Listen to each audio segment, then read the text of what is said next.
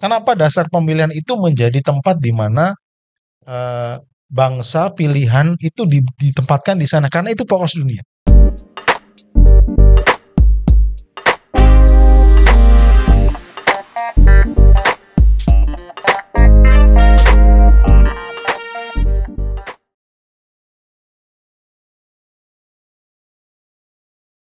Halo Sobat Podcast semua, selamat datang di channel Breakbone Podcast, It's Not Just Only Conversation. Nah, saat ini saya bersama Pendeta Sandi. Halo Pak Sandi. Halo, Ya, bro. ini ada, Persis. yes, ada beberapa hal Pak yang sebetulnya ingin saya obrolkan. Tapi Hmm. ini ada satu yang cukup menarik gitu ya, dari apa yang disampaikan oleh beberapa pemirsa gitu ya, atau penikmat podcast kita lah. Nah, saat ini yang sedang terjadi bahwa kita nggak bisa pungkiri dunia sekarang ini ada di dalam mengamati ada dua peristiwa. Hmm. Yang pertama kita bicara mengenai dulu peristiwa antara Ukraina dan Rusia. Nah, tiba-tiba menyusullah yang terjadi peristiwa di antara Israel dengan Palestina di Timur Tengah. Dan ini akhirnya menjadi dua isu sentral dunia saat ini gitu. Cuman yang menarik nih yang berkaitan dengan kita nih ya. Hmm. Ini yang mengenai Israel dengan Palestina nih. Nah, ada yang bertanya nih kepada saya atau mengusulkan sesuatu untuk dibicarakan gitu. Apakah Israel sekarang ini Hmm. sama dengan Israel yang dulu? Oh gitu. Iya, karena begini Pak. Misalnya nih ya, dulu pada waktu perjanjian lama kita bicara eh, keluarnya bangsa Israel dari Mesir, dari tanah Hmm. Mesir selama 40 tahun, itu kan sampai mereka masuk ke dalam tanah perjanjian, tanah Kanaan. Hmm. Itu kan Tuhan istilahnya itu mencuci mereka kan, istilahnya gitu ya, Hmm. tanda kutip mencuci mereka. Dari berapa generasi, generasi yang istilahnya generasi yang dua blek gitu, bersih, lalu muncullah generasi baru yang mungkin lebih taat, mungkin lebih lebih nurut gitu kepada Tuhan dan mereka masuk ke tanah Kanaan gitu. Dan sampai selanjutnya mereka membangun suatu kerajaan dan sebagainya gitu. Dan di satu sisi di dalam pembangunan kerajaan itu sejak keluar dari Mesir mereka udah berperang nih dan Tuhan menyertai itu gitu. Nah, sebetulnya menarik ya. Intinya adalah Israel yang dulu yang sudah Tuhan sertai, Tuhan ngomong bahwa kamu adalah bangsa pilihanku gitu. Hmm. Apakah sama dengan Israel yang sekarang? Nah, Hmm. itu tuh. Gimana, Ya, Pak? itu isu utamanya ya. Iya. Eh, tapi coba saya tarik dulu ke hal-hal yang lebih luas. Jadi kita pakai pakai panoramik dulu supaya lebih Mhm, luas karena mhm, isunya eh, tentang Israel dan Palestina ya mhm. ini bisa dilihat di dalam bingkai yang lebih lebih utuh. Jadi bukan hanya Oke. mengkerucut kepada nanti kitab suci atau urusan masalah keyakinan ya. Ya, ya. Kalau ditanya pun di kelompok Nasrani orang Kristen juga beda-beda gitu loh. Ada Mhm. beberapa teori yang mereka pegang dan masing-masing juga punya mereka anggap sebagai diklaim sebagai Mhm. pandangan yang punya dasar masing-masing berkaitan dengan ayat-ayat bongkar Ya, gitu ya, itu ya. nanti itu Mhm, nggak apa-apa sih perbedaan di kalangan apa komunitas Nasrani atau Kristen mhm. biasa cuman akhirnya eh, kan orang menariknya kemudian keperpihakan itu loh. Ya, oke. Apa namanya sentimen-sentimen nah itu Ya, yang ya. kita perlu hati-hati ya. Nah, Oke. oke, kita tarik lebih luas dulu. Nah, kalau teman-teman lihat, mungkin bisa dilihat di apa search di Google atau apa Mhm, tentang peta dunia, mhm, dibuat dua dimensi gitu, mhm, eh, jadikan sebuah penampang itu kalau di sebelah pojok ini Cina ya dan sebelah mhm. pojok ini Amerika. Nanti teman-teman bisa lihat itu bahwa pusat dari dunia itu adalah di Israel ini.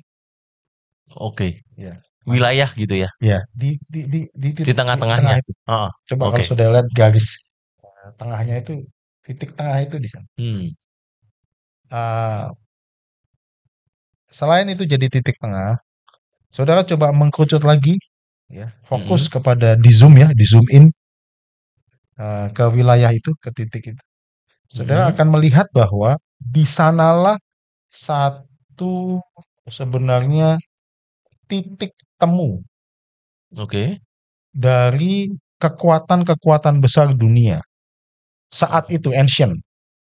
Oke. Pada masa itu. Pada masa itu, ya saya Hmm. menarik dulu pada masa itu Ya. karena apa? Di situ sebenarnya titik temu antara kekuatan yang kita sebut sekarang Eropa, Hmm. Afrika, dan Asia. Oke. Bisa dibayangkan ya, wilayah itu, katakanlah nama dulunya disebut Kanaan ya. Ya.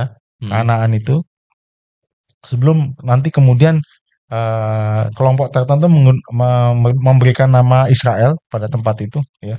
Hmm. Itu Kanaan karena bangsa yang pertama itu Kanaan. Nanti saya akan coba Oke. hubungkan dengan itu. Jadi kalau lihat Kanaan itu adalah titik temu, sebuah titik pertemuan, daerah pertemuan antara Egypt, Heeh. pintu masuknya Afrika, Ya. Turki, pintu masuknya Asia. Afrika, Eropa, Eropa. ya Istanbul dan Sorry. sebagainya. Dan ingat di situ juga ada bangsa Akkadian. Akkadian itu kemudian berwujud kepada dua kerajaan besar, Persia dan Babilonia. Ya, Akkadian. Oh. Itu pintu masuknya Asia. Oh. Setelah itu kan perhatikan deh, Persia, Irak, ya, Iran, Afghanistan itu kan semua ke Asia sampai ke Cina kan. Oh, ya. Itu titik temunya di Israel. Jadi gini, secara geografis ini menunjukkan bahwa memang Kanaan ini menjadi tempat yang menarik bagi banyak orang karena di situ adalah poros sebenarnya, poros dunia katakan. Maka kenapa banyak orang ingin menguasai tempat itu? Nah, apakah ada sesuatu di situ yang menarik gitu untuk dikuasai? Kalau saya ke Israel waktu itu, pada satu saat saya ke sana, memang luar biasa. Tempat ini memang luar biasa. Apanya? Macam-macam.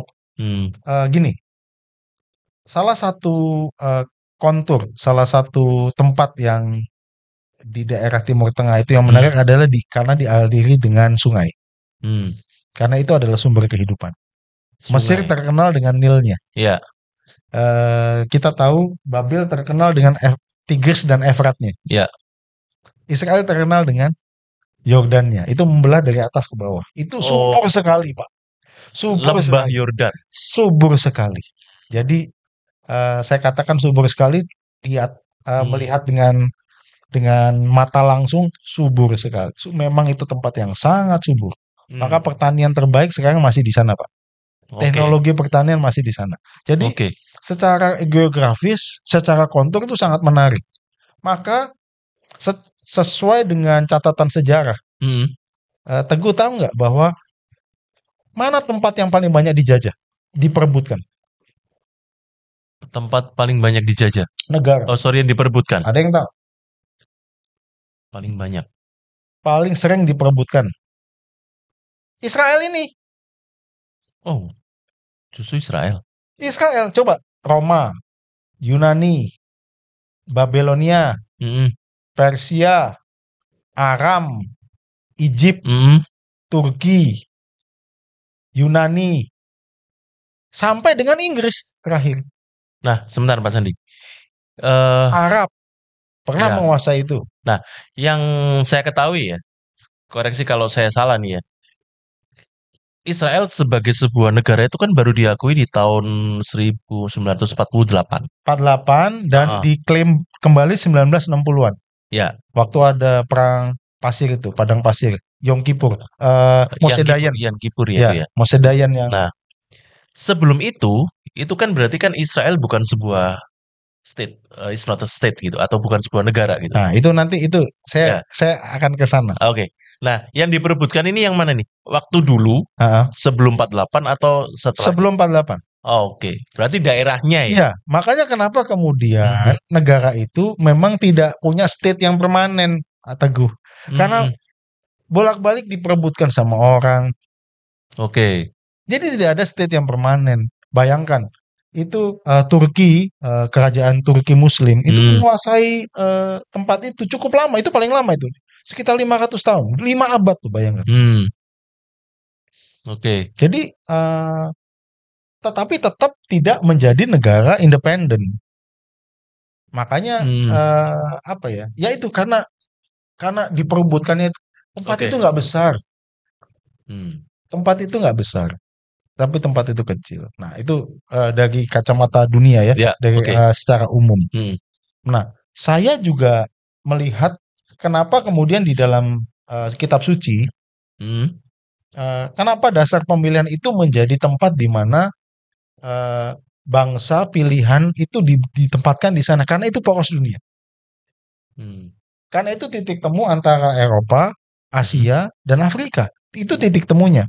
Artinya begini, satu bangsa yang kemudian namanya Israel, keturunan Yakub ya, hmm, yang kemudian ya. namanya Israel, 12 suku itu Hmm. ditempatkan di sana, itu supaya ada tujuannya, Nah, ini nih, dipilih oke. ada tujuannya, Hmm. ditaruh di tempat poros dunia atau ada tujuan untuk misi yang Heeh, sudah di dalam kitab suci yang sudah Allah tetapkan untuk menjadi berkat bagi seluruh bangsa.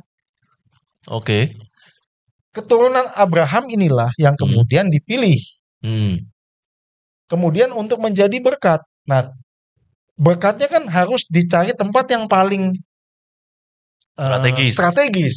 Ya tempat itu yang memang paling strategis kali mempertemukan tiga benua besar. Nah, tapi berkatnya sendiri itu apa? Berkatnya sendiri itu apa? Berkatnya kalau, Hmm, nah ini dia ada beberapa teori ya. hmm, Berkat Abraham itu apa? Apakah berkat uang, hmm, apa namanya? Berkat keturunan, ya, ataukah hanya berkat tanah, ya, jasmani? heeh, Kalau kita tarik kepada pemahaman-pemahaman yang kemudian yang mendatang hmm, dari kacamata eh, Injil dan hmm, juga tulisan-tulisan Paulus, hmm, berkatnya ini itu mengacu kepada berkat keselamatan atau berkat kehidupan yang kekal. oke. Dan satu teori mengatakan kekristenan itu memahami bahwa eh, berkat yang dimaksudkan adalah Yesus sendiri, Hmm, keturunan Abraham. Maka silsilah Matius pasal 1 dari Abraham itu ya, mengkerucut kepada Yesus. ya, Nah, itu tadi pertanyaan Teguh. hmm, Tugasnya, ini dia. hmm, Tugasnya Israel adalah menghadirkan Yesus tujuan utamanya. Karena melalui Yesus semua bangsa itu diberkati, gitu. Nah, oke. itu pertanyaannya kemudian apakah kemudian bangsa Israel masih melakukan tugasnya? Iya, misi Ap- itu masih jalanin nggak Jalannya enggak? Nah, enggak. nah, kenapa kok enggak Ya, gitu kalau kan? kalau saya ada tiga ya, ada Heeh, tiga. heeh, Saya memegang teori tidak karena eh, ketika Yesus dihadirkan, Yesus hadir sebagai orang hmm, keturunan dari Israel atau Yahudi hmm, atau bangsa pilihan Allah hmm, dan melalui Kristus itu eh, dia melakukan segala tradisi Yahudi ya di dalam ya, Alkitab disunat sebagainya dia hmm, hmm, taat ya. hmm, Tapi lihatlah ajaran-ajaran yang Tuhan Yesus katakan bahwa Matius pasal 28 menjadi muridku. muridku, heeh, Tidak lagi menyebutkan menjadi bangsaku atau oke, menjadi eh, jadikanlah semua bangsa muridku. Jangan dibalik, jadikanlah semua murid bangsaku kan gitu. hmm, hmm, oke, Jadi jadikanlah semua bangsa muridku, muridku, bukan menjadikan semua murid bangsaku, bangsaku. hmm, Nah, di situ ada sebuah peralihan, fokusnya adalah kepada Yesus. oke, Murid Yesus, bukan menjadi bangsanya Yesus. hmm, Bangsanya Yesus pasti ya ya, Israel. ya, Nah, dari situ saya menganut bahwa eh, orang Israel tetap dicintai Tuhan, seperti hmm, Tuhan mencintai orang Indonesia, orang Arab, orang Cina, hmm, orang Padang, hmm, orang Jawa, hmm, orang Kalimantan, orang Ambon, ya. ya, Seperti itu. Tidak ada yang dicintai lebih, ya. oke, Dan semua bangsa sekarang bisa menjadi murid Kristus. Dan ketika kita menjadi murid Kristus, di dalam pemahaman dan kacamata perjanjian lama, kita adalah keturunan Abraham, Abraham yang oke, mendapatkan kasih ber karunia atau ya berkat. Nah, oke, Mas Andi. Nah, Sekarang permasalahannya kan begini ya. Em, kalau apa ya istilahnya gini deh. Kalau dulu Tuhan ngomong tuh ke bangsa Israel bahwa inilah bangsa yang aku pilih gitu kan untuk aku berkati gitu. Karena Tuhan mengingat akan Abraham, akan Yakub seperti itu kan. Abraham, Ishak, Yakub. Oh sorry, ya Abraham, Ishak, Yakub tuh. Tuhan mengingat itu gitu kan. Nah, kalau sekarang mereka ini bergeser nih, seolah-olah ya, sorry saya ngomong nih, seolah-olah bergeser gitu ya. Itu eh apakah berkat itu masih ada gitu? Bagi ini kita bicara dalam konteks sebuah bangsa ya, bukan ke pribadi nih. Kalau ke pribadi mungkin beda ceritanya. Tapi kalau dalam satu bangsa, Tuhan tuh ngomongnya kepada orang banyak nih. Maksudnya Tuhan ngomongnya tuh dalam grup. Maksudnya untuk grup ini gitu. Tetapi grup ini akhirnya mempunyai keturunan. Nah, untuk keturunan-keturunan yang terakhir-terakhir nih, ya sekarang ini sedang apa ya berkonflik lah ya kasarannya gitu. Memang nggak semua gitu yang mendukung dan apakah berkat Tuhan tuh masih ada di situ? Oke, ini menarik ya. Beberapa orang memang kelompok-kelompok tertentu memahami bahwa itu berkatnya. Sorry, sebelum bicara berkat, mereka Hmm, memahami status bangsa Israel sekarang masih tetap bangsa pilihan Allah dan itu tidak berubah. Itu hmm, disebut dengan teori kontinuitas. oke, Continue. Jadi dari ya dulu continue. konsisten juga gitu Ya, kan ya. kalau saya teori ada orang yang discontinue, jadi terputus Hmm, sama sekali. Kalau saya continue dan discontinue. Ada yang continue, ada yang discontinue. oke. Yang continue yang mana? Yang discontinue yang mana Ya, nih? yang continue-nya adalah bahwa eh, Israel. Kenapa kita datang ke Israel sih? Misalnya kalau ada, sorry ada duit gitu, Hmm, kita ke sana lihat. Discontinue adalah kita jangan lupakan sejarah oke, ya. bahwa semua tempat itu ada. Hmm, Tempat itu memang tempat yang dipilih Tuhan untuk eh, penyataan-penyataan iman di sana, ya. Dan itu hmm, tetap continue sama kita. hmm, Ya ada Nazaret, ada Galilea, ada ya. itu continue. Hmm, Secara sejarah itu continue. Menurut saya ya, oke. ini pandangan saya. Hmm, Tetapi yang discontinue adalah statusnya itu. Status apa namanya? Bangsa pilihan Allah. hmm, Menurut saya sudah bergeser bukan lagi bangsa tapi tadi Matius pasal 28 jadikanlah semua bangsa muridku. Jadi fokusnya adalah kepada Kristus sendiri.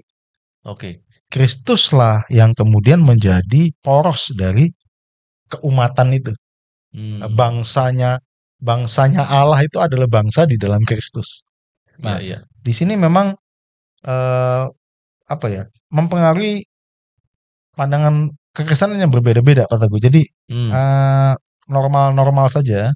hmm, Kalau ada kelompok tertentu mengatakan, oh ini tetap bangsa pilihan Allah, harus kita doakan, harus kita dukung. hmm, Bahkan ada yang memahami bahwa iya. kalau nanti Tuhan Yesus datang Ke sana, kedua kali, ya di sana. datangnya di sana dan nanti dulu Ah, dan menyelamatkan dulu bangsa ini karena berkat pertama di dia, baru ke kita. Jadi ada privilege ya berarti. privilege. Jadi dia nggak lupa ke siapa gitu. Eh, Eh kita terakhir. ya gitu.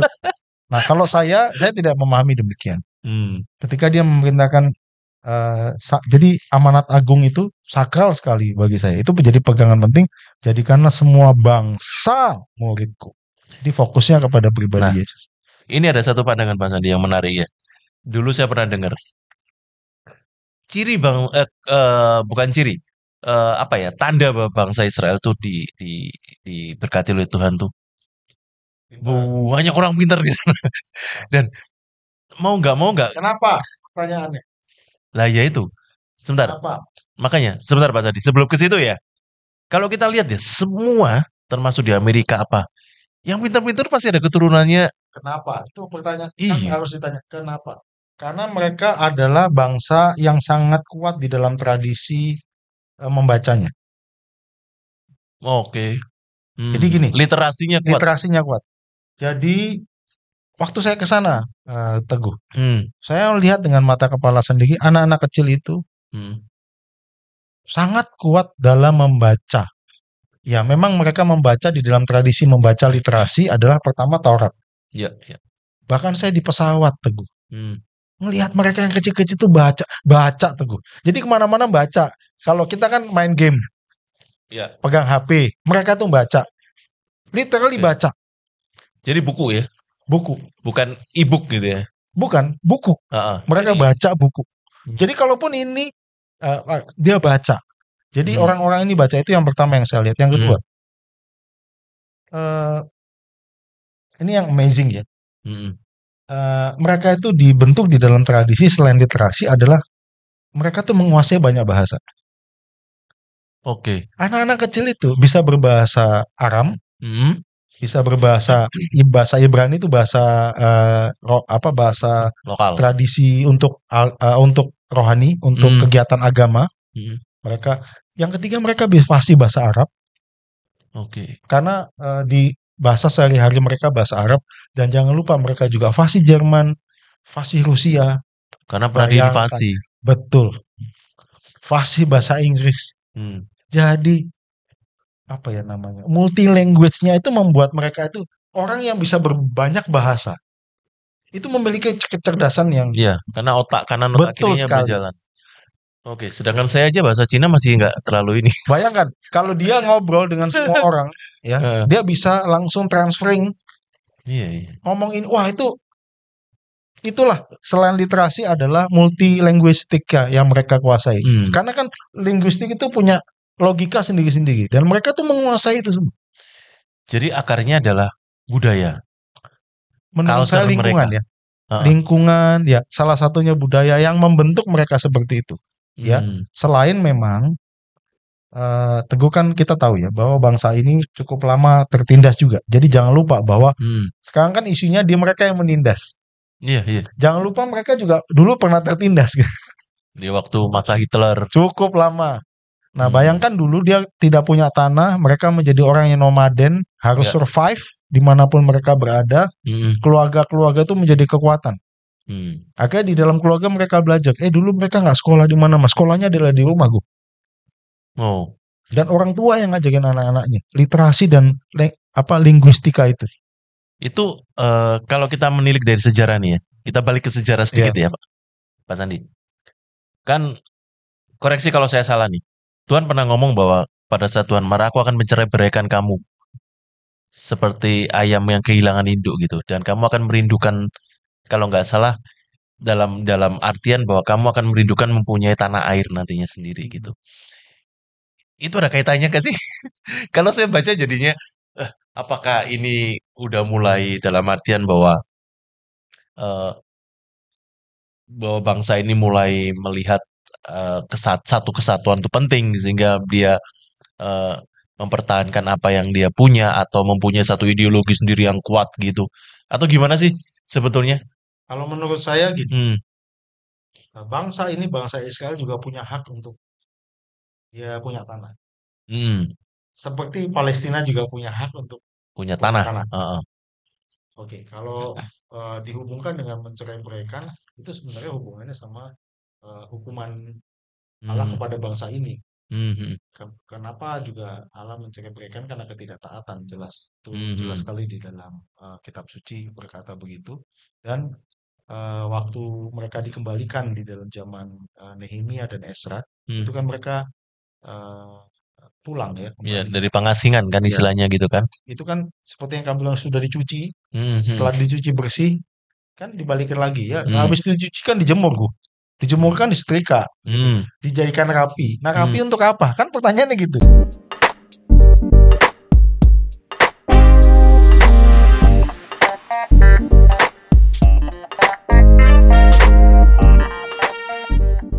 Menurut saya hati-hati, itu malah dipakai untuk sebuah skenario baru.